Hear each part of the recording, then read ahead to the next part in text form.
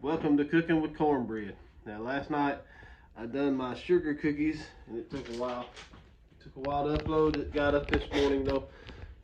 So these ended up taking 5.5 minutes at 400, and you see the bottoms are starting to turn golden brown on them. This is a airtight container that I kept them in. Don't have to worry about them going stale on you that way. Now I'm going to do my frosting. I've got all my ingredients laid out here. I've got 4 cups of powdered sugar. Again, I just get Equate brand. I know some people use Domino. You know, ooh, Domino. The sugar, okay? Equate brand vanilla. I put. Sometimes I don't know my own strength. I put a teaspoon of vanilla in this.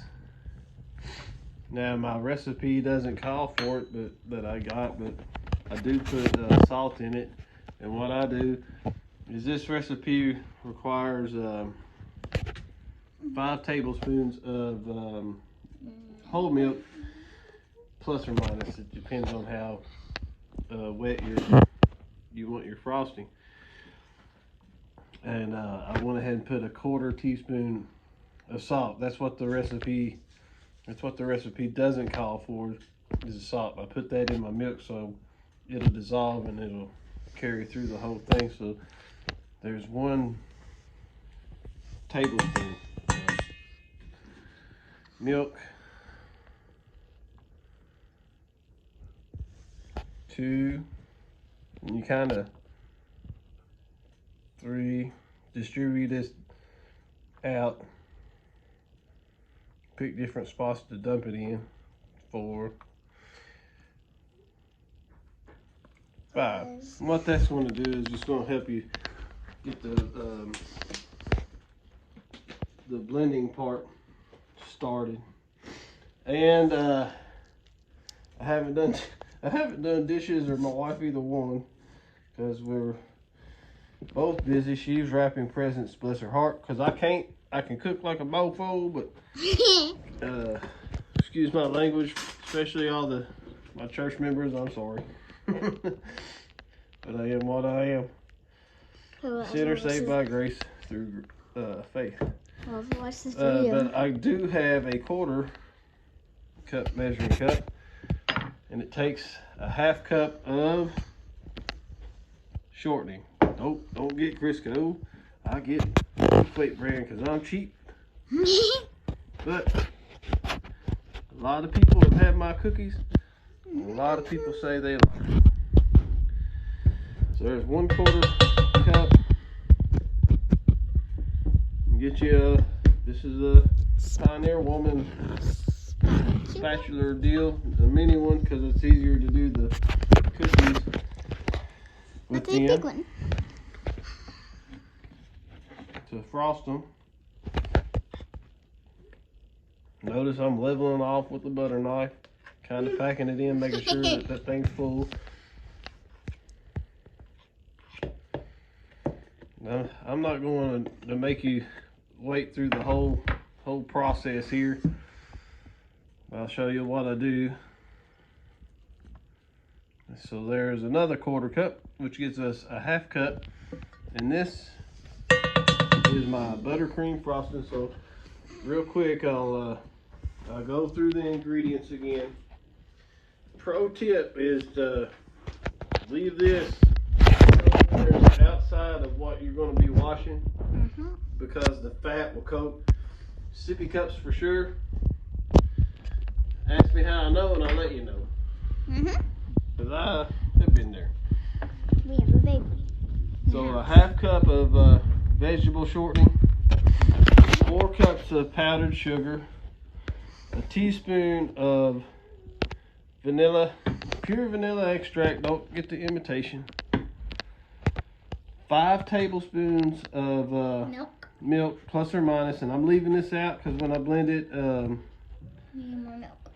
I may need more milk. It might be too stiff for me. It just depends. It has a lot to do with the moisture in the air and everything. I know I won't be needing any more shortening, so I'll put that to the side. Vanilla for sure. And listen, this is, this frosting, you can flavor it any which way you want. I just like vanilla. You can, a lot of times, like last year for church, I did several cookies. I used the different shaped cookie cutters, candy cane, snowman, Christmas tree, and I think I did 3 full size or 2 full size, red and white. You can split this, divide this in 2 if you want, and do the 2 different colors. I did that for my sister's baby shower, and I did that for my gender reveal for my baby. So let's get this blended. Stuff out of my way here.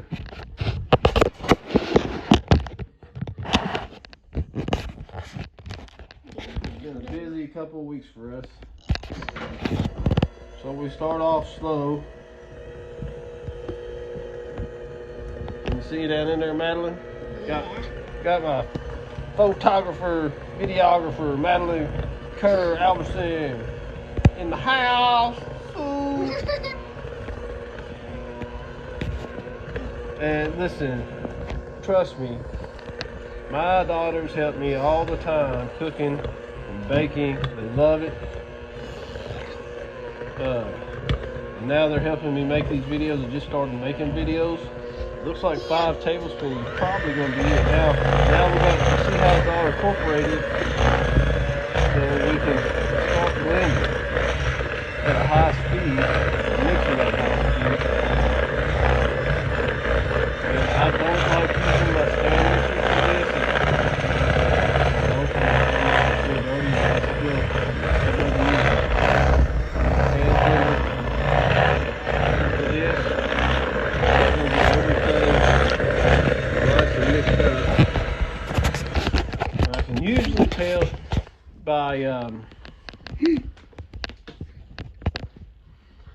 I can usually tell by the way it looks, because I've done it so often. And when I first started to do this, oh yeah, you can get your spatula in there. Another tip is I had some just straight shortening left on this from where I left on my spatula from where I scraped got it out of my measuring cup. So this is another way of kind of getting that. You don't want to freaking eating that cookie and you got a spot that's just freaking straight fat. Ooh. No good. So last night I told you that I saved these. I don't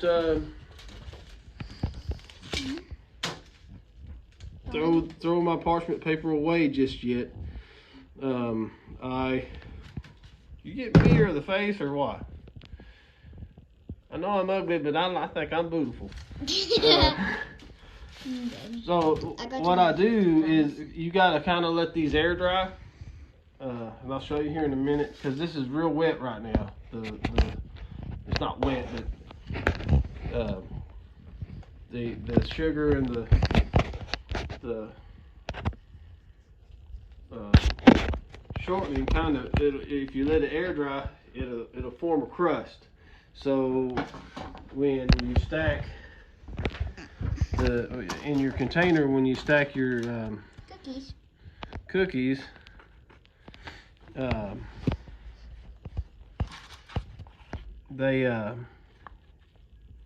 don't get frosted. You won't lose any of your frosting.